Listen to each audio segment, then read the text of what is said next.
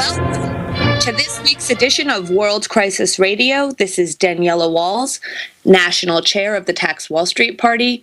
We are recording this program on the afternoon of the 9th of May, 2015.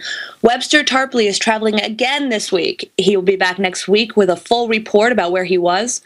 I can't say more than that, but history marches on.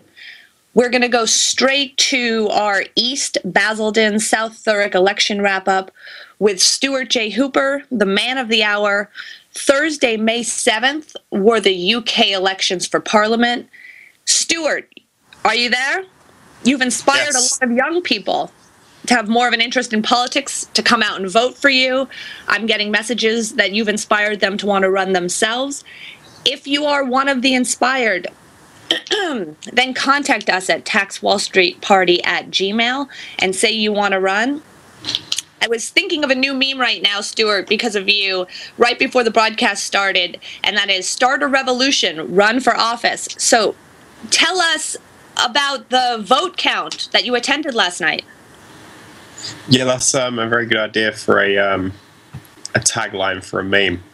And the vote count was last night, and it was a very long and late night. It was supposed to end at about 1 a.m., but it ended up going on till about 3:30, 4 o'clock. So you didn't come back from the vote count until 4 a.m.? Yeah, around then. So it's quite a long process. And yeah, I got to see all the votes being counted. I got to meet the other candidates, and it was a good experience overall for sure. Tell us some details about what it was like in the room at the vote count. Was there press? It was quite busy. There was lots of different press there, local press, and BBC were there as well to cover it nationally. And at the very end of the counting, when the votes had all been counted, I got to go up on stage with all the other candidates, and they officially announced who won and the vote counts for everybody else. And after that, I also got to give a short speech up there with the rest of the candidates as well. So that was great. I heard you got to give a concession speech and that you just uploaded it to YouTube. I haven't had a chance to watch it, but it wasn't, as I understand, so much of a concession as a moving forward speech. Did you cover program points? I mean, did you use this as an opportunity? And because I'd heard you say that you were going to tell the other candidates that this is what they need to do if they don't want to lose, and that was what your aim was. How did the speech go? Did you cut to cover program points?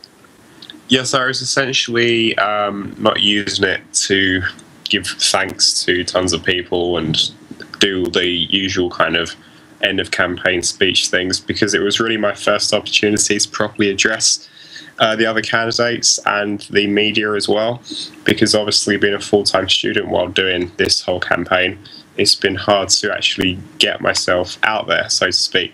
So I took the opportunity to present my platform as a way for the opposition, which has completely failed, to actually start winning. So I detailed my campaign in that respect. Yes, because that's not the process we're in. We're not conceding. This is a world's historic, full-time, moving into the future process. We're part of a long process. Yeah, it's just the start. And this is just the start. This is just the start for all of us. I'm so inspired to and proud of what you did. What points from the program did you cover in the speech? So I started out by saying that generally we need a end to austerity immediately. So a immediate end to all public cuts attacking the most vulnerable people in our societies. And we also need to implement a living wage immediately. So that would be £8 an hour straight away today, not by 2020, which Labour was running on and subsequently failed. I also then went on to talk about how we need to strengthen the National Health Service that we have over here. That's of particular importance in my area where I was running, because we have a hospital, and it was involved in some scandals a couple of years back as well. So we need to introduce more doctors and hopefully get those waiting times right down, and also train doctors. So in order to be able to train more doctors, we really need free university education. So I went over that point, and the fact that Scotland is doing it, there's no reason why we shouldn't be able to do that too. Somebody contacted me before the vote count, the day before, saying that she didn't want to go to university because of the cost, because it was simply out of her price range and not possible to do. So we have the exact same phenomenon happening here. So where the libertarians are saying college is just too expensive, so the answer for them is don't even go. Not how can we make it affordable, but don't go. Which I think that's absolutely not an option in today's world. You really need a degree, at least a bachelor's degree, to go to get any meaningful job and have any hopeful prospects. So that was another point. And an education is important just for the sake of the education. People say, oh, these educations don't mean anything, these liberal arts educations. Absolutely not true. It teaches you how to think, and you become educated. And we need an education. I can tell you I definitely feel a lot smarter after doing my degree and now going through a master's degree than I did before doing it. I can guarantee that I've learned a hell of a lot, and not just what I've learned, but how to think and how to analyze things as well. So it's definitely worthwhile. And it creates a foundation for the rest of your life. Yeah, I also stress the need to really create jobs and then give all these people that will have degrees and do have degrees right now some real prospects for their future. So in order to do that, I suggested to implement a massive program of infrastructure construction. So fixing all of our crumbling roads and streets, getting hospitals and schools expanded, and also reindustrializing, which was important for my area because we lost an oil refinery. Now that should never have been destroyed, mainly because of the economic reasons, but also because the people who lost their jobs had to move away as far as Scotland and Saudi Arabia. So it was destroying the economy and families at the same time. And then I wrapped up by saying that you can pay for all this stuff with the 1% City of London financial transaction tax. So taxing the big financial institutions that have been responsible for the crisis, not individuals or small businesses, and also truly nationalising the Bank of England. I highlighted that that was used only to support very specific, limited and private interests. And there's no reason why you cannot use its power to support the wider public itself. So we should start using that credit creating power to bail out the public, so to speak, fund all these programs and restart the economy. And it's, in my opinion, that the first major party that starts implementing this program will win. It's apparent now why what you did in with running, it was world historical, but it's going to become more and more apparent that the consequences of you injecting all those points into the conversation in England. I want to talk about how you guys ended up with a conservative majority in Parliament. The same thing happened to us here in 2014. When in our elections, we ended up with a majority Republican in our House. You also happen to have a conservative Prime Minister, Cameron. So, can you explain how you think that what the future is going to look like now that you have a conservative majority in Parliament? Yeah, well, it's probably going to be a lot more of the same, but maybe even worse than it's already been. So, more austerity cuts, more support for private interests. Stuart, it's a hard break. We'll talk about the Conservative majority on the other side.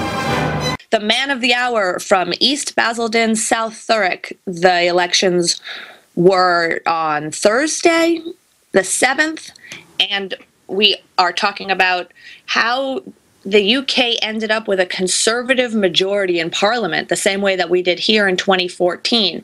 And what we always want at Tax Wall Street Party, besides all the program points that we want, is divided government. short of getting what we want. We have said before that we want the best thing you can hope for is divided government, so that it takes a while for them to implement their awful policies because they fight amongst themselves. The problem we have now in the UK is we do not have divided government. We have a conservative majority in Parliament and a conservative Prime Minister. So how do you think that's going to affect you guys moving forward, Stuart? Well, it's definitely going to mean a extension of the austerity cuts that they've currently been implementing. So that's probably going to mean a continuation of the austerity suicides, which are a reality in modern Britain and absolutely should not be. It's absolutely disgraceful that people are having to kill themselves because they feel that they are completely out of options and nobody is there to support them at all. So austerity is definitely going to be continuing.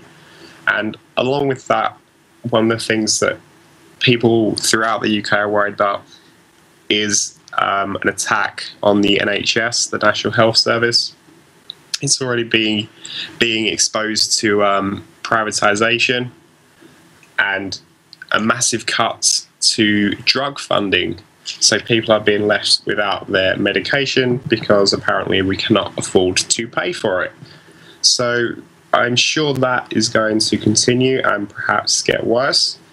We saw university education, which we spoke about the importance of before the break. The cost of tuition was tripled under the Conservative and Liberal Democrat coalition government.